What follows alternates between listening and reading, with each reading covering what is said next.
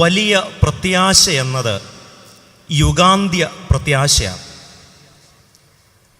യുഗാന്ത്യ പ്രത്യാശ എന്നതുകൊണ്ട് നമ്മൾ അർത്ഥമാക്കുന്നത് യുഗത്തിന് അല്ലെങ്കിൽ കാലങ്ങൾക്ക് അവസാനം സംഭവിക്കുന്നത് എന്ന അർത്ഥത്തിലല്ല. ഒരു കാലത്തും അവസാനിക്കാത്തതിൻ്റെ പേരാണ് യുഗാന്ത്യ പ്രത്യാശ. It is not a doctrine of last things, but a doctrine of things that will last. ഞാൻ ഒന്നുകൂടെ ആ വാചകം പറയാം. എന്താണ് യുഗാന്ത്യ പ്രത്യാശ? കാലത്തിൻ്റെ ഒടുവിൽ സംഭവിക്കുന്നതല്ല, ഒരു കാലത്തും അവസാനിക്കാത്ത ചില കാര്യങ്ങളെക്കുറിച്ചാണ്. It is not a doctrine of last things, but a doctrine of things that will last. യുഗാന്ത്യ പ്രത്യാശകളിൽ അല്ലെങ്കിൽ യുഗാന്ത്യ പ്രത്യാശയെക്കുറിച്ചുള്ള നമ്മുടെ ഏത് വിചാരത്തിലും അതീവ പ്രാധാന്യം അർഹിക്കുന്ന ഒരു വിഷയത്തെക്കുറിച്ചാണ് ഇന്ന് പറയണം എന്ന് ഞാൻ ആഗ്രഹിക്കുന്നു. അത് സഹസ്രാബ്ദ വാഴ്ചയെക്കുറിച്ചാണ്. വെളിപാട് പുസ്തകം 20-ാം അധ്യായം 1 മുതൽ 15 വരെയുള്ള വാക്യങ്ങൾ. വെളിപാട് പുസ്തകം 20-ാമത്തെ അധ്യായം അതിൻ്റെ 1 മുതൽ 15 വരെ. അനന്തരം ഒരു ദൂതൻ അഗാധത്തിൻ്റെ താക്കോലും ഒരു വലിയ ചങ്ങലയും കയ്യിൽ പിടിച്ചുകൊണ്ട് സ്വർഗത്തിൽ നിന്ന് ഇറങ്ങുന്നത് ഞാൻ കണ്ടു.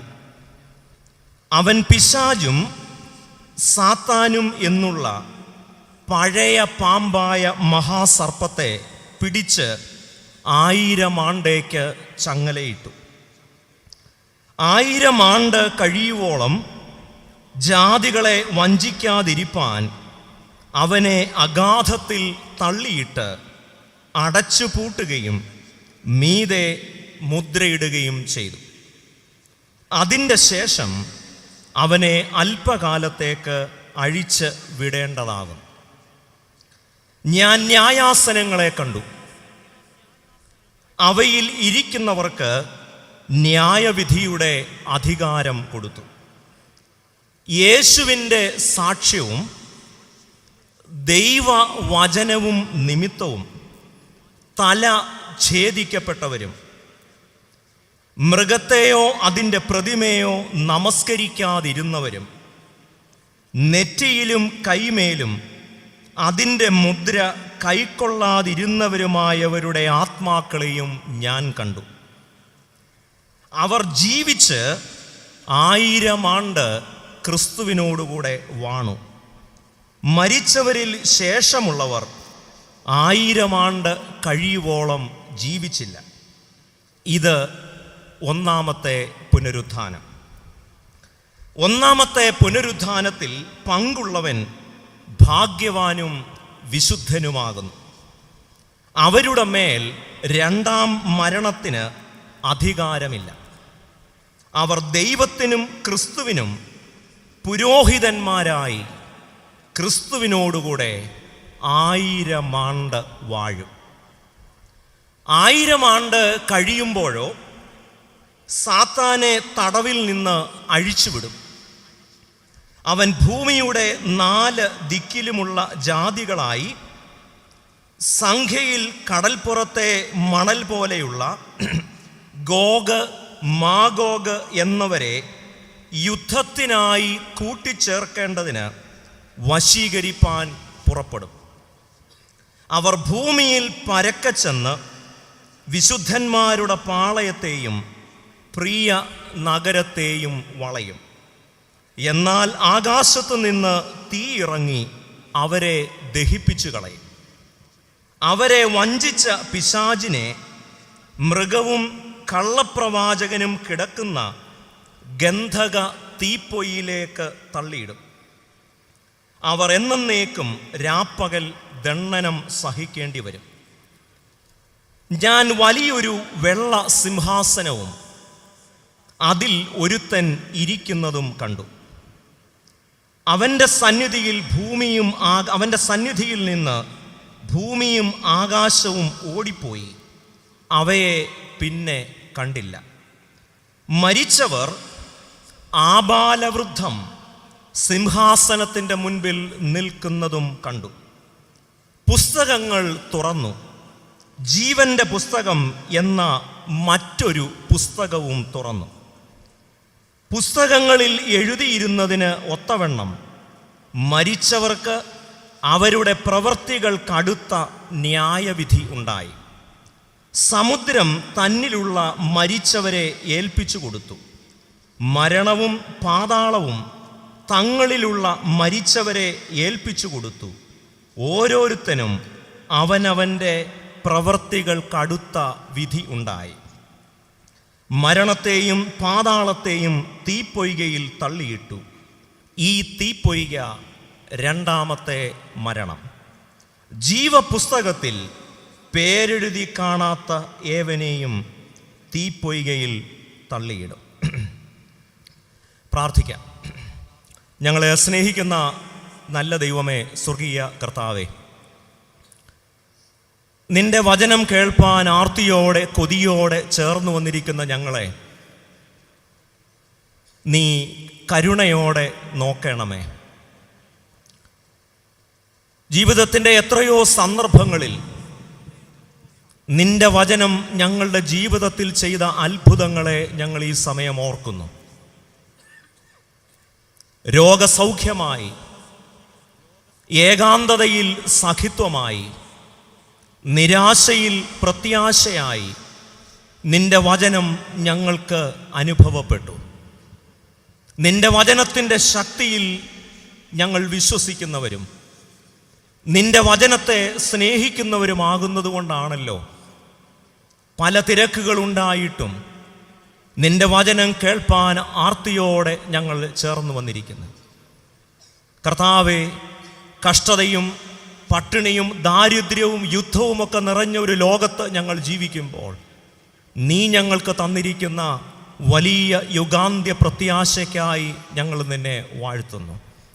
ഈ പ്രത്യാശ ഈ ലോകത്തിൽ നിന്ന് ഒളിച്ചോടുന്നതിനല്ല, മറിച്ച് കാലവും സമൂഹവും ഞങ്ങളുടെ മുൻപിൽ ഉയർത്തുന്ന വെല്ലുവിളികളെ കൃപയോടെ ധൈര്യത്തോടെ നേരിടുവാൻ ഞങ്ങൾക്ക് ബലം നൽകുന്നതാകയാൽ ഞങ്ങൾ നിന്നെ സ്തുതിക്കുന്നു. കർത്താവേ, ഞങ്ങൾ ഇന്ന് ഒരുമിച്ച് ഞങ്ങളുടെ വിശ്വാസ ജീവിതത്തിലെ ഏറ്റവും പ്രധാനപ്പെട്ട കർത്താവിനോട് ചേർന്ന് 1000 ആണ്ട് വാഴുന്ന ആ വലിയ നാളെക്കുറിച്ച് ഞങ്ങൾ ധ്യാനിക്കുമ്പോൾ ഞങ്ങളുടെ ഉള്ളം സന്തോഷിക്കുവാൻ, ഞങ്ങളുടെ ഹൃദയം ആനന്ദം കൊണ്ട് നൃത്തം ചെയ്യുവാൻ ഇന്ന് പ്രഭാതത്തിൽ സഹായിക്കണമേ. നിന്റെ വചനം സത്യമായി ഇന്ന് സംഭവിക്കണം. യേശുവിൻ്റെ നാമത്തിൽ പ്രാർത്ഥിക്കുന്നത് കരുണയോടെ കേൾക്കണമേ. ആമേൻ. സഹസ്രാബ്ദ വാഴ്ച അല്ലെങ്കിൽ കർത്താവിനോട് ചേർന്ന് 1000 ആണ്ട് വാഴുന്നത്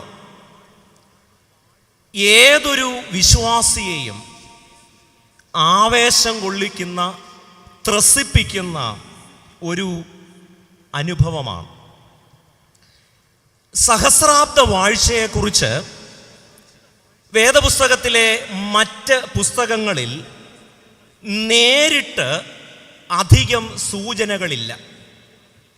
ചില പരോക്ഷമായ പരാമർശങ്ങൾ ഒഴിച്ചു നിർത്തിയാൽ വെളിപ്പാട് പുസ്തകം 20-ാം അധ്യായത്തിൽ മാത്രമാണ് ഈ യുഗാന്ത്യ പ്രത്യാശ അല്ലെങ്കിൽ സഹസ്രാബ്ദ വാഴ്ച അല്ലെങ്കിൽ 1000 ആണ്ട് വാഴ്ചയെക്കുറിച്ച് പരാമർശിച്ചിട്ടുള്ളത്. ഇത് അത്യന്തം സങ്കീർണമായ ഒരു ഉപദേശമാണ്.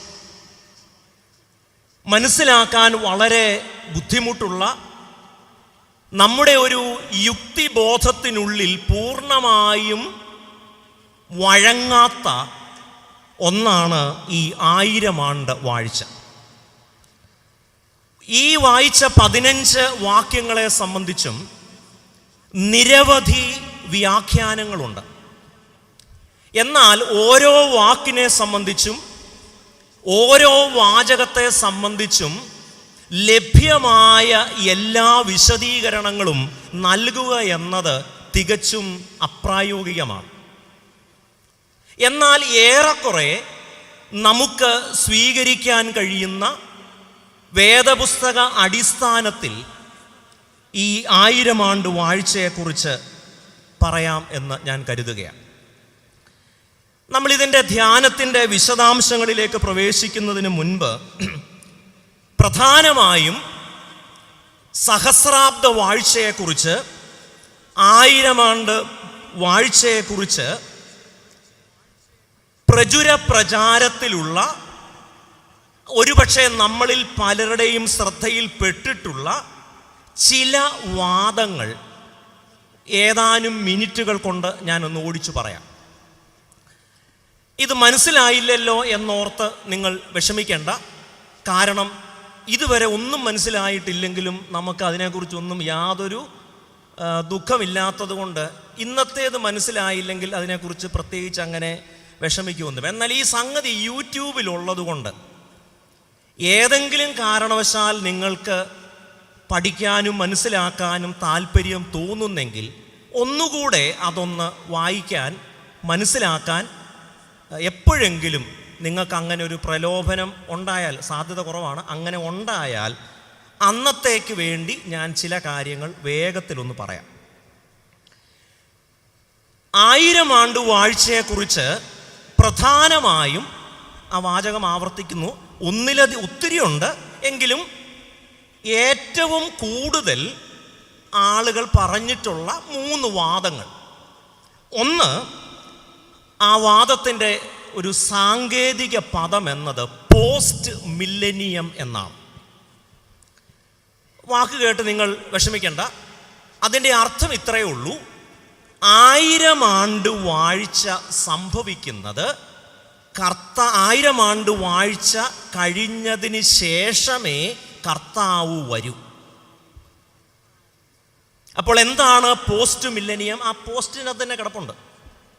സഹസ്രാബ്ദ വാഴ്ച കഴിഞ്ഞിട്ടേ കർത്താവ് വീണ്ടും പ്രത്യക്ഷപ്പെടും, രണ്ടാമത് വരും. രണ്ടാമതുള്ള മറ്റൊരു വാദം അമില്ലനിയം എന്നാണ്.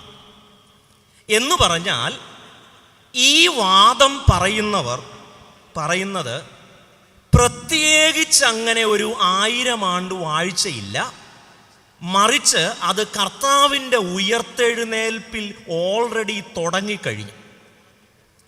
അതുകൊണ്ട് പ്രത്യേകിച്ച് ഇനി സാത്താനെ പൂട്ടേണ്ട കാര്യമില്ല. കർത്താവ് തൻ്റെ പരസ്യ ശുശ്രൂഷയിൽ തന്നെ സാത്താനെ പൂട്ടിയില്ലെന്നുള്ളതിൻ്റെ നല്ല സാക്ഷികളാണ് നമ്മൾ.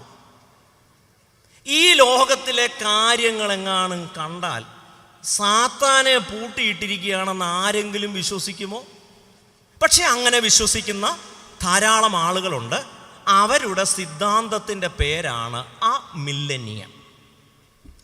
മൂന്നാമത് ഉള്ള ഒരു വാദം പ്രീ മില്ലനിയമാണ്. എന്ന് പറഞ്ഞാൽ ആദ്യം കർത്താവിൻ്റെ വരവ് സംഭവിക്കും, അതിന് ശേഷമാണ് 1000 ആണ്ട് വാഴ്ച. അപ്പോൾ 3 കാര്യങ്ങളാണ് പറഞ്ഞത്. ഒന്ന്, പോസ്റ്റ് മില്ലനിയം എന്ന് പറഞ്ഞാൽ 1000 ആണ്ട് വാഴ്ച കഴിഞ്ഞിട്ടാണ് കർത്താവ് വരുന്നത്.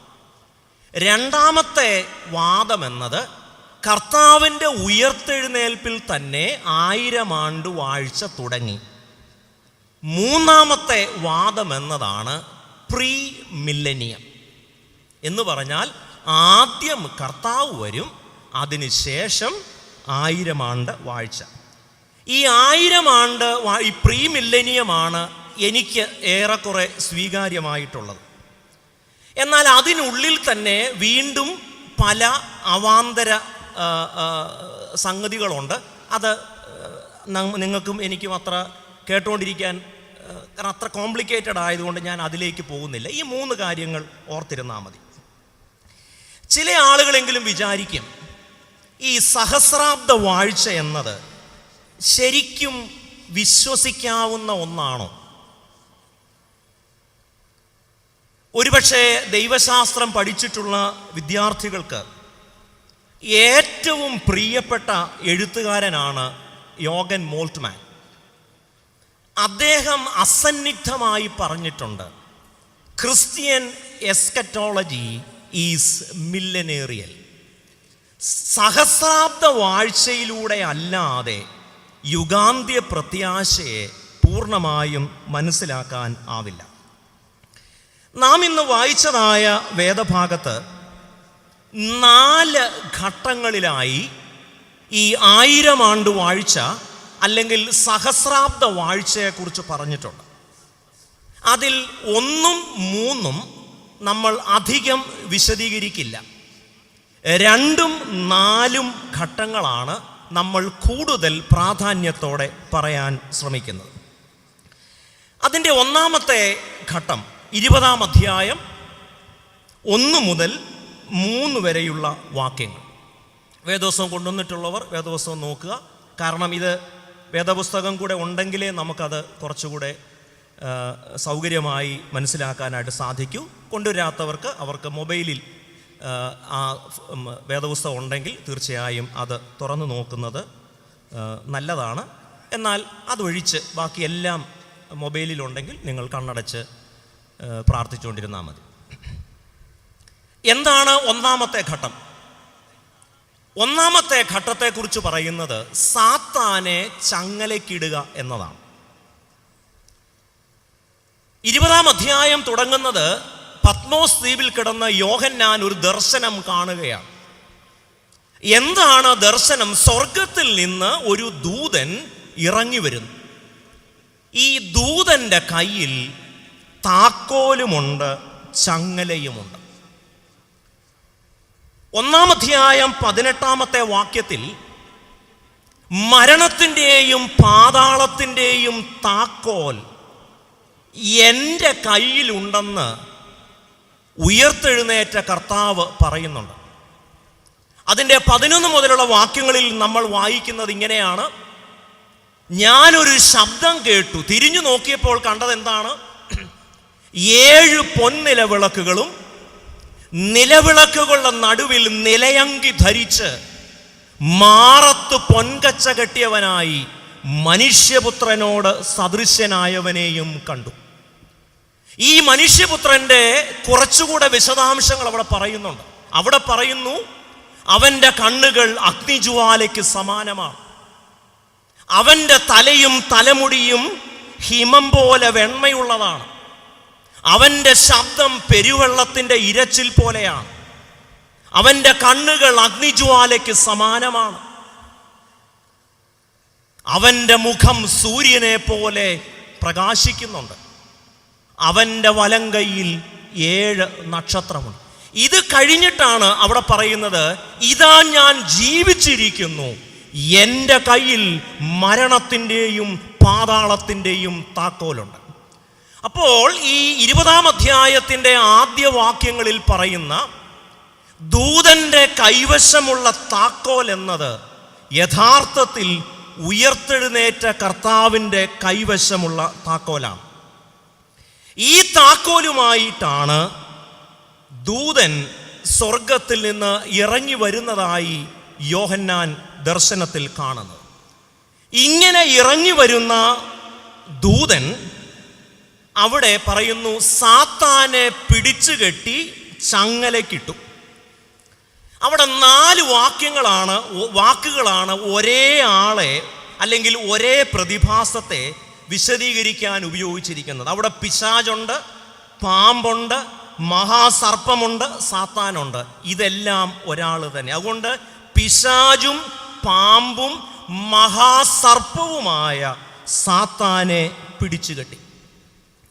വെളിപാട് പുസ്തകം വളരെ കൃത്യമായി പറയുന്നുണ്ട്, സാത്താൻ്റെ അല്ലെങ്കിൽ പിശാചിൻ്റെ അധികാരം അധികം കാലം നീണ്ടു നിൽക്കില്ല.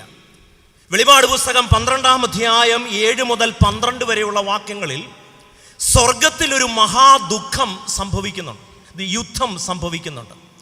അവിടെ പ്രധാന ദൂതനായ മിഖായേലും അദ്ദേഹത്തിൻ്റെ അനുചര വൃന്ദത്തിൽപ്പെട്ട ദൂതന്മാരും പിശാചിൻ്റെ ദൂതന്മാരുമായി ഒരു യുദ്ധമുണ്ടാവുന്നു. അവസാനം ഭൂമിയിലേക്ക് സാത്താനെ തള്ളിയിടുന്നു. എന്നിട്ട് അവിടെ യോഹന്നാൻ പറയുന്നു, അത് അല്പകാലത്തേക്ക് മാത്രമേ ഉള്ളൂ. അതുകൊണ്ട് യോഹന്നാൻ്റെ വലിയ പ്രത്യാശ എന്നത്, ഇന്ന് ഞാനും നിങ്ങളും ഈ ഭൂമിയിൽ കാണുന്ന എല്ലാ പൈശാചിക ശക്തികളും, മരണത്തിൻ്റെ ശക്തികളും, പാതാളത്തിൻ്റെ ശക്തികളും എന്നേക്കും നിലനിൽക്കുന്ന ശക്തികളല്ല. അവയ്ക്ക് അധികാരമുണ്ട്, അവർക്ക് ശക്തിയുണ്ട്. പക്ഷേ കൃത്യമായി പറയുന്നു, അത് അല്പകാലത്തേക്കേയുള്ളൂ. എന്നിട്ട് ഈ സാത്താനെ 1000 ആണ്ട് പൂട്ടിയിടുകയാണ്. ഇതാണ് ഒന്നാമത്തെ ഘട്ടം. ഇനി നമ്മൾ ഈ ധ്യാനത്തിൻ്റെ പ്രധാനപ്പെട്ട രണ്ടാമത്തെ ഘട്ടത്തിലേക്ക് പ്രവേശിക്കുക. അവിടെ യോഹന്നാൻ 4-ാം അധ്യായം 4-ാമത്തെ വാക്യം ഇങ്ങനെ പറഞ്ഞു തുടങ്ങുന്നു: ഞാൻ ന്യായാസനങ്ങളെ കണ്ടു, അവയിൽ ഇരിക്കുന്നവർക്ക് ന്യായവിധിയുടെ അധികാരം കൊടുത്തു.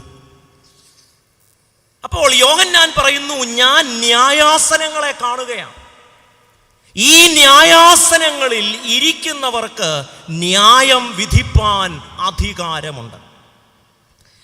എനിക്ക് ആ ഭാഗം വളരെ ആവേശകരമായിട്ടാണ് തോന്നുന്നത്.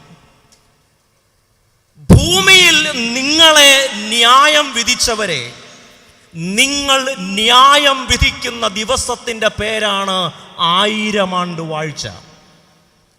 അതുകൊണ്ട് ആരുടെയെങ്കിലും ന്യായവിധിയിൽ നിങ്ങൾ തളർന്നു പോകുന്നവരോ, തകർന്നു പോകുന്നവരോ, നിരാശപ്പെട്ടു പോകുന്നവരോ ആണെങ്കിൽ നിങ്ങൾ ആരെയും തിരിച്ച് ന്യായം വിധിക്കാൻ നിൽക്കണ്ട. നിങ്ങൾക്ക് നിങ്ങളെ ന്യായം വിധിച്ചവരെ തിരികെ ന്യായം വിധിക്കാൻ സർവന്യായാധിപനായ ദൈവം നിങ്ങൾക്ക് അധികാരം തരുന്ന ഒരു ദിവസമുണ്ട്. അതുകൊണ്ട് 1000 ആണ്ട് വാഴ്ചയ്ക്ക് മുൻപ് നാം ആരെയും ന്യായം വിധിക്കാൻ മിനക്കെടേണ്ടതില്ല. നിങ്ങൾക്ക് ന്യായം വിധിക്കാം. അതിനുള്ള അധികാരം ന്യായാധിപനായ ദൈവം നിങ്ങൾക്ക് തരും. മറ്റൊരു തരത്തിൽ പറഞ്ഞാൽ, ഈ 1000 ആണ്ട് വാഴ്ചയെക്കുറിച്ച് നമ്മൾ കാണുന്നത് ഇതൊക്കെ ഭൂമിയിൽ സംഭവിക്കുന്ന കാര്യങ്ങളായിട്ടാണ്. എനിക്ക് എന്തുകൊണ്ടാണ് ഈ വേദഭാഗം വലിയ ആവേശമായി തോന്നുന്നത് എന്ന് ചോദിച്ചാൽ, സാധാരണഗതിയിൽ നമ്മൾ പറയുന്നത് നിങ്ങൾക്ക് എവിടെ പ്രതിഫലം ഉണ്ടെന്നാ? സ്വർഗത്തിൽ പ്രതിഫലമുണ്ടെന്നാ. വേദപുസ്തകം പറയുന്നു നിങ്ങൾക്കിവിടെ പ്രതിഫലമുണ്ട്. അതുകൊണ്ട് ആര് നമ്മളെ ന്യായം വിധിക്കട്ടെ, ആര് നമ്മളെ കുറ്റം വിധിക്കട്ടെ, ആരെയും തിരിച്ച് ന്യായം വിധിക്കാൻ നിങ്ങൾ മെനക്കെടണ്ട. നിങ്ങൾക്ക് അതിന് സമയമുണ്ട്. അതുകൊണ്ട് എന്നെ ന്യായം വിധിച്ച, എന്നെ തകർക്കുന്ന ഈ ഭൂമിയിൽ തന്നെ ഞാൻ 1000 ആണ്ട് കർത്താവിനോടുകൂടെ വാഴും. അതുകൊണ്ട് I have a reward right on this earth. എങ്ങനെയാണ് നമ്മൾ ഭൂമിയെ ന്യായം വിധിക്കുന്നത്? ഇവിടെ പറയുന്നു, അവർ ന്യായാസനങ്ങളിൽ ഇരിക്കുകയാണ്. 2 കൂട്ടരാണ് ന്യായാസനങ്ങളിൽ ഇരിക്കുന്നത്. അവിടെ പറയുന്നു, യേശുക്രിസ്തുവിൻ്റെ സാക്ഷ്യം നിമിത്തവും ദൈവവചനവും നിമിത്തം ജീവൻ നഷ്ടപ്പെട്ട മനുഷ്യർ. യേശുവിനു വേണ്ടി, ദൈവവചനത്തിനു വേണ്ടി തല പോയ മനുഷ്യർ, അവരെയാണ് നമ്മൾ രക്തസാക്ഷികൾ എന്ന് വിളിക്കുന്നത്. വെളിപാട് പുസ്തകം 12-ാം അധ്യായം 11-ാമത്തെ വാക്യത്തിൽ ഇവരെക്കുറിച്ച് പറയുന്നുണ്ട്, അവർ മരണപര്യന്തം തങ്ങളുടെ പ്രാണനെ സ്നേഹിച്ചില്ല. അതുകൊണ്ട് ആർക്കാണ് 1000 വാഴ്ച? സ്വന്തം പ്രാണനേക്കാൾ എന്നെ വീണ്ടെടുത്ത എൻ്റെ പ്രാണനായ കർത്താവിനു വേണ്ടി ജീവൻ വെച്ചു കൊടുക്കുന്ന, തല പോയാലും ഞാൻ അവനെ അല്ലാതെ മറ്റാരെയും സേവിക്കില്ല എന്ന് പറയുന്നവർക്ക്, അവർക്കാണ് 1000 ആണ്ട് വാഴ്ച. മറ്റൊരു തരത്തിൽ പറഞ്ഞാൽ, those who have died for the word of God and for Christ. ഇവരെയാണ് നമ്മുടെ ആരാധനക്രമത്തിൽ സഹദേന്മാർ എന്ന് പറയുന്നത്. അത് ശുശ്രൂഷകർ അവരുടെ അക്ഷര സാമർഥ്യം അനുസരിച്ച് പലതരത്തിൽ അത് വായിച്ച് കേട്ടിട്ടുണ്ട്. ഞാൻ എൻ്റെ പള്ളിയിൽ ഈ അടുത്ത സമയത്ത് തടിപ്പിച്ച കാളക്കുട്ടി എന്ന് പറയുന്നത് തടി പിടിച്ച കാളക്കുട്ടി എന്ന് വായിച്ച കക്ഷികളുമുണ്ട്. ഇത് അവർ മിക്കവാറും തൊളിക്കോടുകാർ ഇത് കേൾക്കുന്നുണ്ടാവും. അപ്പോൾ ആരാണ് ഈ സിംഹാസനങ്ങളിൽ ഇരിക്കുന്നത്? ഒന്ന് സഹദേന്മാർ. സഹദ എന്ന് പറഞ്ഞാൽ രക്തസാക്ഷി എന്നാണ് അർത്ഥം. അപ്പോൾ ന്യായാസനത്തിൽ ഇരുന്നു കൊണ്ട് നമ്മെ ന്യായം വിധിച്ചവരെ ന്യായം വിധിപ്പാൻ 1000 കൊല്ലം സാവകാശം നമുക്ക് ലഭിക്കും. അത് ലഭിക്കുന്നവരുടെ പേരാണ് സഹദേന്മാർ അല്ലെങ്കിൽ രക്തസാക്ഷികൾ. രണ്ടാമത്തെ കൂട്ടരെ കുറിച്ച് പറയുന്നത് അവർ മൃഗത്തെയോ അതിൻ്റെ പ്രതിമയോ നമസ്കരിക്കാത്തവരും അവരുടെ ജീവിതത്തിൽ ഇതിൻ്റെ ഒന്നും മുദ്രയില്ലാത്തവരുമാണ്. എളുപ്പത്തിൽ പറഞ്ഞാൽ അവരെയാണ് നമ്മൾ കൺഫസേഴ്സ് അല്ലെങ്കിൽ മൗദ്യാനന്മാർ എന്ന് പറയുന്നത്. അപ്പോൾ 2 കൂട്ടർ: ഒന്ന് തല പോയവർ, 2 തല കുനിക്കാത്തവർ. വെളിപാട് പുസ്തകം 2-ാം അധ്യായം 13-ാം വാക്യത്തിൽ ഇങ്ങനെ പറയുന്നുണ്ട്: എൻ്റെ സാക്ഷിയും വിശ്വസ്തനുമായ അന്തിപ്പാസിനെ കൊന്ന കാലത്തു പോലും വിശ്വാസം ത്യജിച്ചില്ല. തല പോയാലും വിശ്വാസം വിട്ടൊരു വഴിയില്ല എന്ന് പറയുന്നവരുടെ പേരാണ് കൺഫസേഴ്സ് ഓഫ് ഫെയ്ത്ത് അല്ലെങ്കിൽ മൗദ്യാനന്മാർ. നമ്മുടെ തുബദേൻ പ്രാർത്ഥന നമുക്കറിയാം. അതിൽ 3-ാമത്തെ പ്രാർത്ഥനയിൽ നമ്മൾ ആരെയൊക്കെ ഓർക്കുന്നുണ്ട്? സഹദേന്മാരെയും മൗദ്യാനന്മാരെയും ഓർക്കുന്നുണ്ട്. അവരെക്കുറിച്ചാണ് ഈ പറഞ്ഞിരിക്കുന്നത്. അപ്പോൾ മാർത്തോമാ സഭ വിശുദ്ധന്മാരെ ഓർക്കുന്നുണ്ടോ? ഉണ്ട്. അത് ഏതർത്ഥത്തിലാണെന്ന് ചോദിച്ചാൽ അവരുടെ കാലടികൾ നമ്മൾ പിൻപറ്റേണ്ടവരാണ്. അത് തുബദേൻ പ്രാർത്ഥനയിൽ കൃത്യമായി പറയുന്നുണ്ട്. നമുക്ക് വേണ്ടി എന്തെങ്കിലും മധ്യസ്ഥത ചെയ്യുന്നവർ എന്ന അർത്ഥത്തിലല്ല, നാം അവരുടെ കാലടികൾ പിൻപറ്റേണ്ടവരാണ്. അതുകൊണ്ട് സഹദേന്മാരുടെയും മൗദ്യാനന്മാരുടെയും, നാടൻ ഭാഷയിൽ പറഞ്ഞാൽ വിശ്വാസത്തിനു വേണ്ടി, യേശുവിനു വേണ്ടി തല കളഞ്ഞവരും തല കുനിക്കാത്തവരും തല ഉയർത്തി നിൽക്കുന്ന ഒരു കാലത്തിൻ്റെ പേരാണ് സഹസ്രാബ്ദ വാഴ്ച. 90-ാം സങ്കീർത്തനത്തിൽ നമ്മൾ ഇങ്ങനെ വായിക്കുന്നുണ്ട്: നീ ഞങ്ങളെ ക്ലേശിപ്പിച്ച ദിവസങ്ങൾക്കും ഞങ്ങൾ അനർത്ഥം അനുഭവിച്ച സംവത്സരങ്ങൾക്കും തക്കവണ്ണം ഞങ്ങളെ സന്തോഷിപ്പിക്കണമേ. അങ്ങനെ സന്തോഷം കിട്ടുന്ന ഒരു ദിവസത്തിൻ്റെ, ഒരു കാലത്തിൻ്റെ പേരാണ് 1000 ആണ്ട് വാഴ്ച. അതുകൊണ്ട് സഹദേന്മാർ, മൗദ്യാനന്മാർ, ദൈവത്തിനു വേണ്ടി, യേശുവിനു വേണ്ടി, ദൈവവചനത്തിനു വേണ്ടി തല കളഞ്ഞവരും തല കുനിക്കാത്തവരും തല ഉയർത്തി വാഴുന്ന ഒരു കാലത്തിൻ്റെ പേരാണ് 1000 ആണ്ട് വാഴ്ച. അവിടെ ഉപയോഗിച്ചിരിക്കുന്ന വാക്കുകൾ വളരെ ശ്രദ്ധേയമാണ്. അവർ 1000 ആണ്ട് ജീവിച്ച് അവനോടുകൂടെ താമസിക്കുമെന്നല്ല, അവനോടുകൂടെ വാഴും.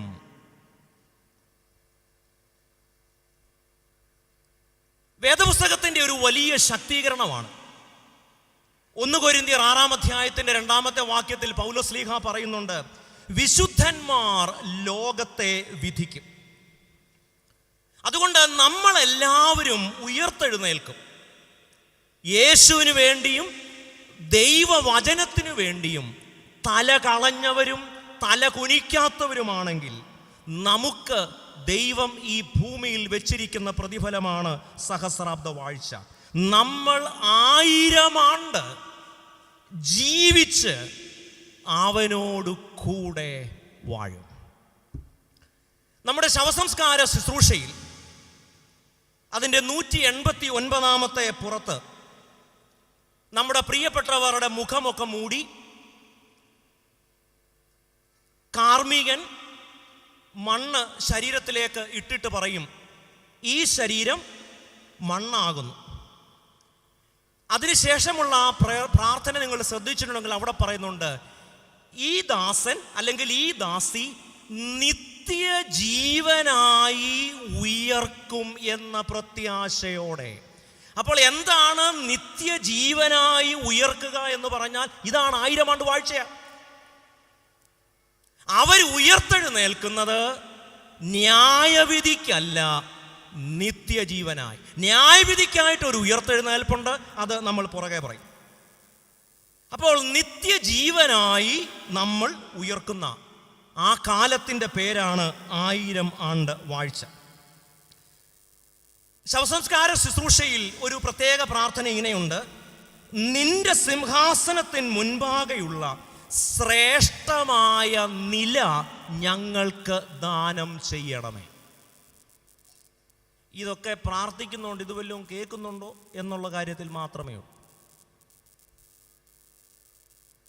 ഇതൊക്കെ ഇംപ്ലൈഡ് ആണ് നമ്മുടെ ശവസംസ്കാര ശുശ്രൂഷയുടെ ക്രമീകരണത്തിൽ. ആവട്ടെ, നമുക്ക് മുൻപോട്ട് പോകാം.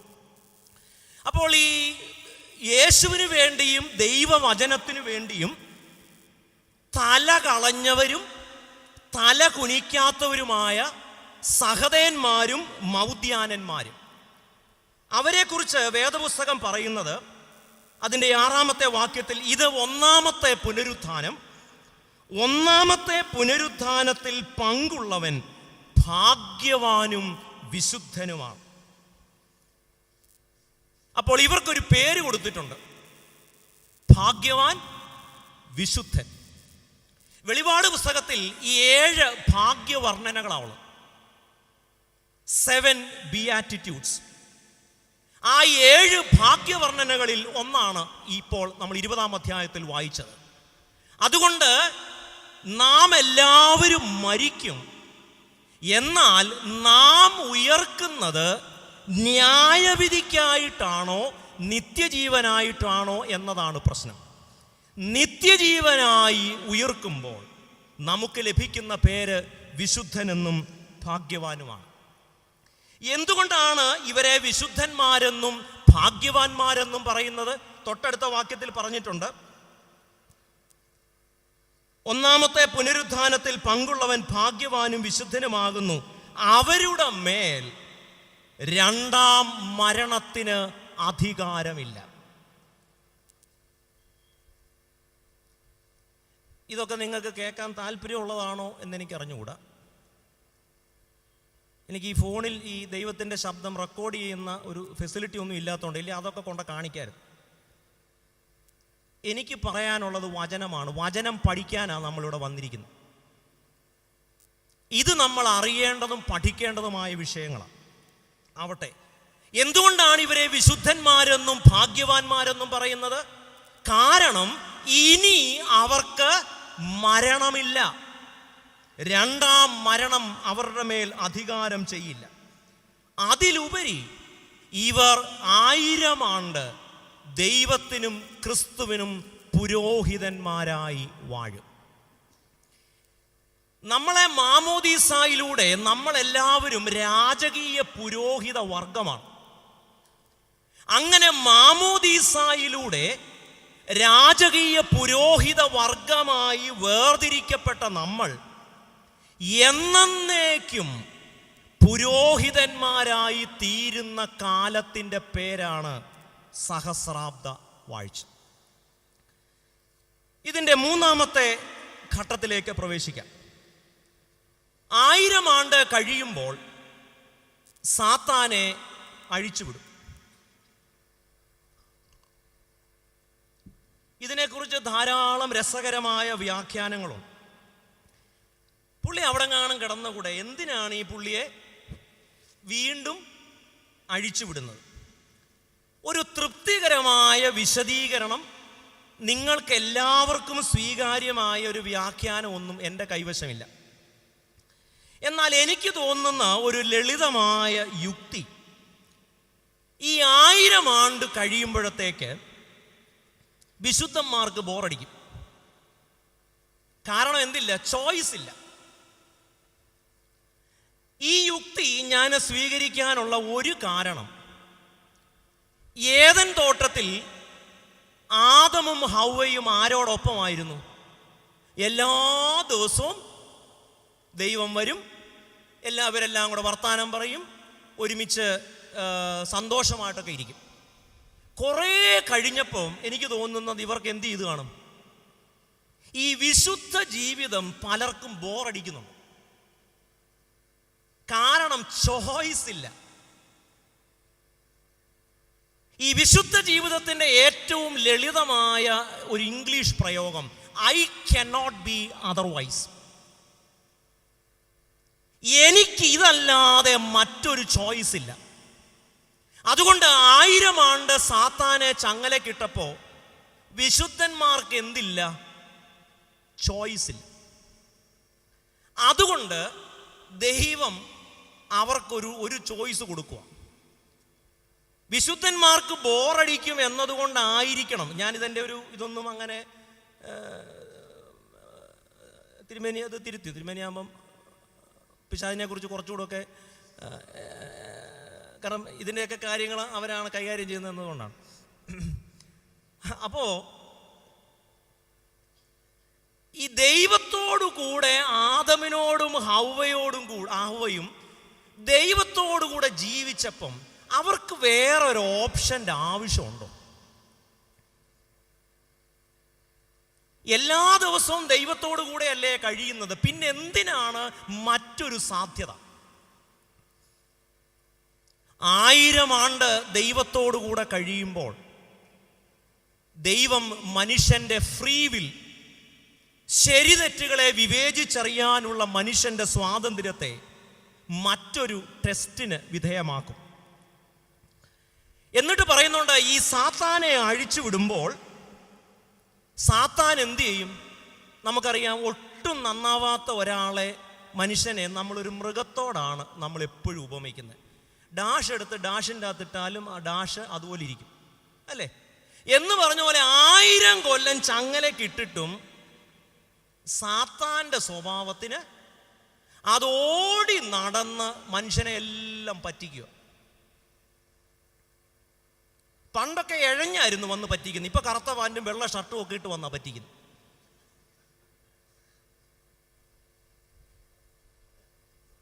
ഇതിട്ടുകൊണ്ട് വന്ന് പറ്റിക്കുന്നവരും ഉണ്ട് കേട്ടോ, അതുകൊണ്ട് അതില്ലെന്നേ പറയണ്ട. ഇതിട്ടുകൊണ്ട് വന്ന് പറ്റിക്കുന്നവരും ഉണ്ട്. അപ്പൊ ഓടി നടന്ന് ഗോഗ മാഗോഗ് എന്നൊക്കെ പറഞ്ഞാൽ അതിന് കൃത്യമായ ഒരു വിശദീകരണം തരാൻ പ്രയാസം. കാരണം ഉൽപ്പത്തി പുസ്തകം 10-ാം അധ്യായത്തിൽ ഗോഗിനെ വിളിക്കുന്നത് യാഫത്തിന്റെ മകനെന്നാണ്. എന്നാൽ യെഹെസ്കേൽ പ്രവചനം 38, 39 അധ്യായങ്ങൾ വായിക്കുമ്പോൾ ഗോഗ് ഒരു പ്രഭുവാണ്, മാഗോഗ് എന്നത് ഒരു ദേശമാണ്. അതുകൊണ്ട് ഗോഗ് മാഗോഗ് എന്നതിനെ കുറിച്ച് കൂടുതൽ നമ്മൾ അൺപാക്ക് ചെയ്യാൻ നിന്നാൽ നമുക്കൊരു കൺക്ലൂഷനിൽ എത്താൻ പ്രയാസമാണ്. അതുകൊണ്ട് നമുക്ക് എളുപ്പത്തിൽ പറയാവുന്ന ഒരു കാര്യം, ദൈവത്തിനും അവൻ്റെ വ്രതന്മാർക്കും വിരോധമായി പ്രവർത്തിക്കുന്ന എല്ലാവരെയും കൂടെ ചേർത്ത് ഗോഗെന്നും മാഗോഗെന്നും പറയാം. അപ്പോൾ പ്രിയ നഗരത്തെയും വ്രതന്മാരെയും ഈ പിശാച് പറ്റിക്കും. പക്ഷേ ദൈവം എന്ത് ചെയ്യുന്നു? സ്വർഗത്തിൽ നിന്ന് തീ ഇറങ്ങി അവരെ നശിപ്പിക്കും. ഞാൻ പറഞ്ഞല്ലോ, 3 അധികം നമ്മൾ വിശദീകരിക്കുന്നില്ല, 4 നമ്മൾ കുറച്ചുകൂടെ ശ്രദ്ധയോടുകൂടെ ധ്യാനിക്കേണ്ട ഒരു ഭാഗമാണ്. 11 മുതൽ 15 വരെയുള്ള വാക്യങ്ങളിൽ പറയുന്നു, ഞാൻ വലിയൊരു വെള്ള സിംഹാസനവും അതിൽ ഒരുത്തൻ ഇരിക്കുന്നതും കണ്ടു. അങ്ങനെ തുടങ്ങുകയാണ്. അവിടെ പറയുന്ന മരിച്ചവർ ആബാലവൃദ്ധം, അതിൻ്റെ ഇംഗ്ലീഷ് പരിഭാഷ ഇങ്ങനെയാണ്, and I so the dead great and small standing before the thrown. അതായത് വലിയവനും ചെറിയവനും ഒന്നുമില്ല. 1000 ആണ്ട് വാഴ്ച കഴിയുമ്പോൾ സഹദേന്മാരെന്നോ മൗദ്യാനന്മാരെന്നോ ഇല്ല, എല്ലാ മനുഷ്യരും. അവിടെ ഉപയോഗിച്ചിരിക്കുന്ന വാക്ക് ആബാലവൃദ്ധം. നമ്മുടെ ശവസംസ്കാര ശുശ്രൂഷയിൽ ഒരു പാട്ടുണ്ട്, 165-ാമത്തെ പുറത്തിങ്ങനെ, രാജാക്കളും അധികാരികളും സേനാനികളും ന്യായാധിപരും ബലവാനായ രാജരാജൻ തിരുസന്നിധവും. അപ്പൊ അവിടെ പാടുന്നത് ഇതാണ്. ശവസംസ്കാര ശുശ്രൂഷയിൽ ആബാലവൃദ്ധം, അതിൽ രാജാക്കന്മാരുണ്ട്, അധികാരികളുണ്ട്, സേനാനികളുണ്ട്, ന്യായാധിപരുണ്ട്. ഏതു ബലവാനും അന്ന് ന്യായാസനത്തിൻ്റെ മുൻപാകെ നിൽക്കേണ്ടി വരും. അങ്ങനെ ന്യായാസനത്തിൻ്റെ മുൻപാകെ എല്ലാവരും നിൽക്കും. അവരുടെ ഉയർത്തെഴുന്നേൽപ്പിൻ്റെ പേരാണ് ന്യായവിധിക്കായിട്ടുള്ള ഉയർത്തെഴുന്നേൽപ്പ്. ന്യായവിധിക്കായി ഉയർത്തെഴുന്നേൽക്കുമ്പോൾ സമുദ്രവും മരണവും പാതാളവും തങ്ങളിൽ മരിച്ചവരെ തിരികെ ഏൽപ്പിക്കും. നമ്മൾ മുമ്പേ പറഞ്ഞ പോലെ ഈ മുഖം മൂടിക്കഴിഞ്ഞ് ഭൗതിക ശരീരത്തിൽ മണ്ണിട്ടിട്ട് പറയും, ഏറ്റവും അവസാനം പറയുന്നുണ്ട് മണ്ണാകുന്നു എന്ന് പറയും. അതിൻ്റെ അവസാനം പറയുന്നത് ഈ ശരീരത്തെ ഞങ്ങൾ മണ്ണിലേക്ക് ഏൽപ്പിക്കുന്നു. ക്രിസ്തുവിൽ മരിച്ചാലും ഇല്ലെങ്കിലും ഈ മണ്ണ്, നിങ്ങൾ കടലിലാണ് മരിക്കുന്നതെങ്കിലും ഭൂമിയിലാണ് നിങ്ങൾ അടക്കപ്പെടുന്നതെങ്കിലും കോവിഡ് കാലത്ത് മരുഭൂമിയിലാണ് നിങ്ങളെ അടക്കിയതെങ്കിലും ഈ ഭൂമിയും സമുദ്രവും തങ്ങളുടെ മരിച്ചവരെ ആർക്ക് വിട്ടുകൊടുക്കും? ഉടയവൻ. അതുകൊണ്ട് നമ്മൾ മണ്ണിനു വേണ്ടി ഉള്ളവരല്ല, മണ്ണിലേക്ക് ഏൽപ്പിച്ചിരിക്കുകയാണ്. അതാ പറഞ്ഞത്, സമുദ്രവും പാതാളവും മരണവും തങ്ങളുടെ മരിച്ചവരെ തിരികെ ഏൽപ്പിക്കും. അപ്പോൾ അവിടെ രണ്ട് ബുക്ക് തുറക്കും. ഒന്ന് നമ്മുടെ കയ്യിലിരിപ്പിൻ്റെ പുസ്തകം, ബുക്ക് ഓഫ് ഹ്യൂമൻ ആക്ഷൻസ്. അവിടെ കൃത്യമായി പറയുന്നുണ്ട്, ഓരോരുത്തരും അവനവൻ്റെ പ്രവൃത്തികൾക്കനുസരിച്ച് വിധിക്കും. അപ്പൊ രണ്ട് പുസ്തകം, ഒന്ന് ബുക്ക് ഓഫ് ഹ്യൂമൻ ആക്ഷൻ. റോമാലേഖനം 2-ാം അധ്യായം 6-ാം വാക്യത്തിൽ പൗലോസ് അപ്പോസ്തലൻ ഇങ്ങനെ പറയുന്നുണ്ട്, അവൻ ഓരോരുത്തന് അവനവൻ്റെ പ്രവൃത്തിക്ക് തക്ക പകരം ചെയ്യും. നമുക്കേറെ പ്രിയപ്പെട്ട വാക്യമാണ് 1 പത്രോസ് 1:17. മുഖപക്ഷം കൂടാതെ ഓരോരുത്തനെയും അവനവൻ്റെ പ്രവൃത്തിക്ക് തക്കവണ്ണം ന്യായം വിധിക്കുന്നവനെ നിങ്ങൾ പിതാവെന്ന് വിളിക്കുന്നെങ്കിൽ നിങ്ങളുടെ പ്രവാസകാലം ഭയത്തോടെ കഴിപ്പീൻ. അതുകൊണ്ട് ദൈവം ഓരോരുത്തരെയും അവനവൻ്റെ പ്രവൃത്തിക്ക് തക്കവണ്ണം വിധിക്കും. ഈ നമ്മുടെ ശവസംസ്കാര ശുശ്രൂഷയിൽ ഓരോരുത്തരെയും അവരവരുടെ പ്രവൃത്തിക്ക് തക്കവണ്ണമാണ് വിധിക്കുന്നതെന്ന് ധാരാളം സന്ദർഭങ്ങളിൽ ആവർത്തിച്ച് പറയുന്നുണ്ട്. 138-ാം പുറത്ത് ഒരു പാട്ടിങ്ങനെയുണ്ട്, ഓരോ പ്രവൃത്തിക്കൊത്തതുപോൽ പകരം നൽകും മശിഹായേ. അപ്പൊ ഇത് വേദപുസ്തകത്തിന്റെ ഒരു ശക്തീകരണമാണ്. ഇനി 165-ാമത്തെ പുറത്ത് വീണ്ടുമുണ്ട്, ജീവിതത്തിൽ ഓരോരുത്തൻ ചെയ്തിട്ടുള്ള, കൃത്യമാണ് അവിടെ. അതുകൊണ്ട് നമ്മുടെ ആരാധനക്രമങ്ങൾ ശ്രദ്ധയോടെ നോക്കിയാൽ വളരെ കൃത്യമായി പറയുന്നുണ്ട്, ദൈവം നമ്മളെ ന്യായം വിധിക്കുന്നത് നമ്മുടെ സ്ഥാനം നോക്കിയോ നമ്മുടെ പദവി നോക്കിയോ അല്ല. ഞാൻ പ്രാസം ഒപ്പിച്ച് പറയുന്നതിൽ എന്തെങ്കിലും ഔചിത്യ കുറവുണ്ടെങ്കിൽ നിങ്ങൾ എന്നോട് ക്ഷമിക്കണം.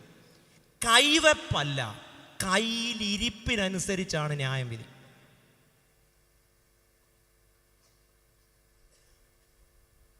തിരുമേനി അതും കുറിച്ചെടുക്കുക.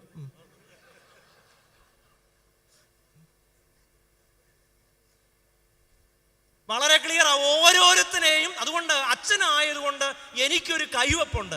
എൻ്റെ കൈവെപ്പല്ല, എൻ്റെ കയ്യിലിരിപ്പാണ് പ്രധാനം. വേദപുസ്തകം ഇത്ര കാറ്റഗോറിക്കലായി പറയുന്നുണ്ട്, അസന്നിഗ്ധമായി പറയുന്നു. ഈ ലോകത്തിൽ ആരുടെയും സ്ഥാനവും പദവിയും അനുസരിച്ചല്ല.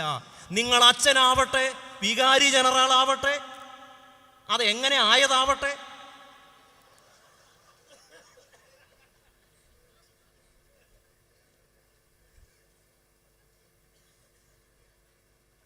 ടി കെ മാത്യു നോക്കും, നിനക്കിതെങ്ങനെ മനസ്സിലായി എന്ന.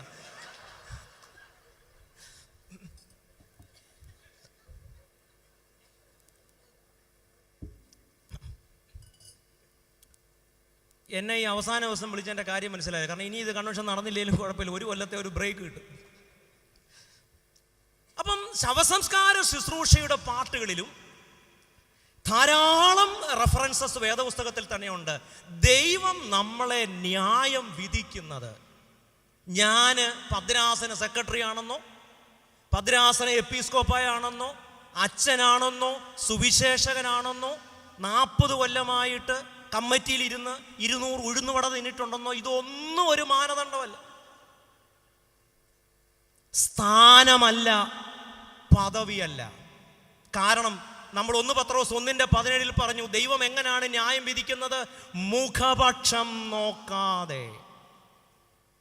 അതുകൊണ്ട് ഈ ഭൂമിയിൽ നമുക്ക് ന്യായം നിഷേധിക്കപ്പെട്ടിട്ടുണ്ടെങ്കിൽ അതിൽ സങ്കടപ്പെടാനൊന്നുമില്ല.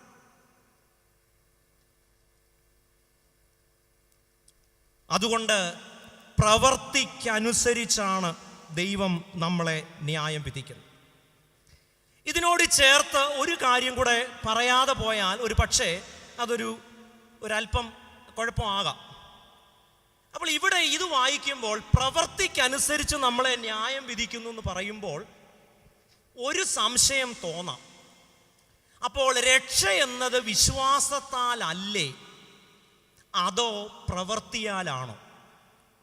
കാരണം ഇവിടെ ന്യായവിധിയെക്കുറിച്ചും 1000 ആണ്ട് വാഴ്ചയെക്കുറിച്ചും എല്ലാം പറയുമ്പോൾ പ്രവൃത്തിക്കനുസരിച്ച്. നമ്മുടെ സഭ വിശ്വസിക്കുന്നത് രക്ഷ പ്രവൃത്തിയാലല്ല, വിശ്വാസത്താലാണ്. ആ കാര്യത്തിൽ തർക്കമില്ല. എന്നാൽ വിശ്വാസത്തിന് ചേരുന്ന പ്രവൃത്തി ദൈവം പ്രതീക്ഷിക്കുന്നു. 2-ാമത്തെ പുസ്തകം തുറക്കുകയാണ്. ആ പുസ്തകത്തിൻ്റെ പേരാണ് ജീവന്റെ പുസ്തകം. വേദപുസ്തകത്തിൽ ധാരാളം സ്ഥലത്ത് ജീവന്റെ പുസ്തകത്തെക്കുറിച്ചുള്ള പരാമർശമുണ്ട്. പൗലോസ്ലീഹ ക്ലെമന്തിനെ കുറിച്ച് പറയുന്നുണ്ട്. ഫിലിപ്പി ലേഖനം 4-ാം അധ്യായം 3-ാം വാക്യത്തിൽ പറയുന്നുണ്ട്, ജീവപുസ്തകത്തിൽ പേരുള്ള ക്ലെമന്ത്. വെളിപാട് പുസ്തകം 3-ാം അധ്യായത്തിൽ സർദീസിലെ സഭയെക്കുറിച്ച് പറയുന്നത്, ജയിക്കുന്നവന് ഞാൻ അവന് വെള്ളയുടുപ്പ് കൊടുക്കും, അവൻ്റെ പേര് ജീവന്റെ പുസ്തകത്തിൽ കാണും.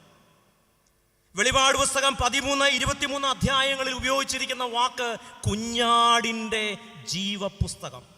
അതുകൊണ്ട് അന്ത്യനാളിൽ 2 പുസ്തകം തുറക്കും. ഒന്ന് നമ്മുടെ കയ്യിലിരിപ്പിൻ്റെ പുസ്തകം, 2 ജീവന്റെ പുസ്തകം. നമുക്ക് ഈ ജീവന്റെ പുസ്തകത്തിൽ പേരില്ലെങ്കിലും നമ്മുടെ പള്ളിയിൽ വരുന്ന അച്ഛന്മാരുടെയോ തിരുമേനിമാരുടെയോ ഒക്കെ പുസ്തകത്തിൽ ഒരു കാര്യം, തിരുമേനിയുടെ കയ്യിൽ എൻ്റെ ഗുഡ് ബുക്കാണോ ബാഡ് ബുക്കാണോ, അതിന് അവിടെ ബാലരമയുടെ വില പോലും.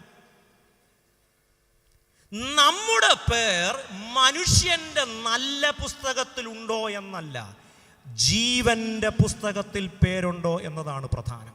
കാരണം എന്നെ ന്യായം വിധിക്കുന്നത് എൻ്റെ ഇടവക പട്ടക്കാരോ, നമുക്ക് ശുശ്രൂഷ ചെയ്യുന്ന സുവിശേഷകരോ, എൻ്റെ അപ്പനോ എൻ്റെ അമ്മയോ അല്ല.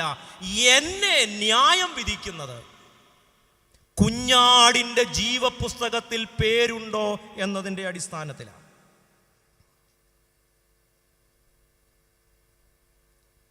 നമ്മുടെ മാമോദീസ രജിസ്റ്റർ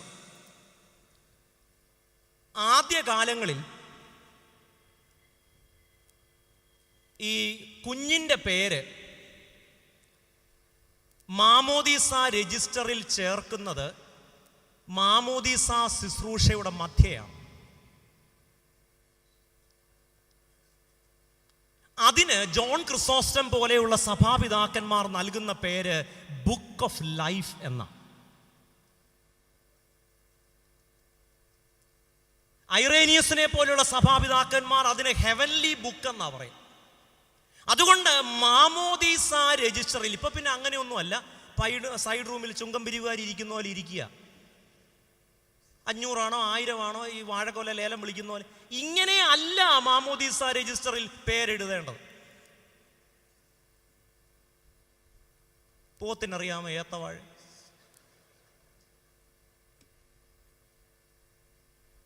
ഇത് ജീവന്റെ പുസ്തകത്തിന്റെ റിപ്ലിക്കായാണ്.